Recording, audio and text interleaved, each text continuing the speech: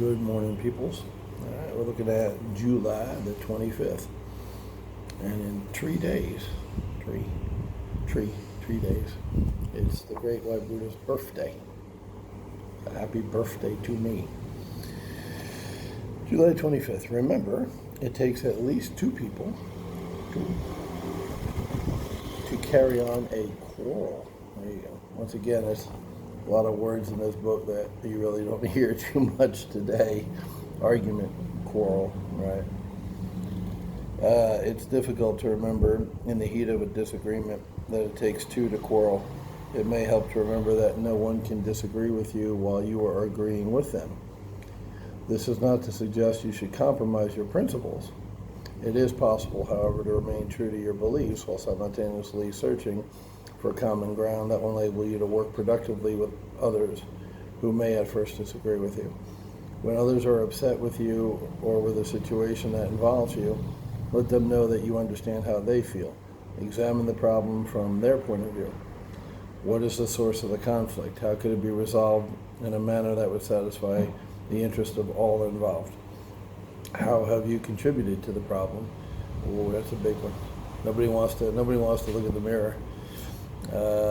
When you try to find solutions instead of attempting to affix blame, others will almost always respond in kind. So, once again, I'm very interested in the fact that this book was written 90 years ago, and get on Facebook and make a strong religious or political statement about how you feel. And that's what Facebook is for, right? To give your opinion. And you will stir up a big pot of shit. I mean, there's going to be a bunch of people, throwing arrows at you because they believe a different way. So the positive reception you'll get is from people who believe the same way. The negative is from the people who don't believe the other way. So at no point does anybody who has an opposing view consider what you've posted. Because I think the idea behind posting, let's use Trump, right? Somebody posts, "I love Trump."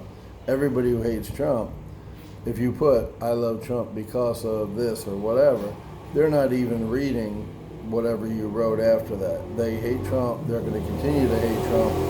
They're not going to investigate whatever you wrote in your post and say, "Oh, maybe he is a good guy." They hate him, and they're always going to hate him. And the same for Clinton in 2016 and Biden now. The battle lines have been drawn, and people are very stuck on left or right, blue or red, one side or the other.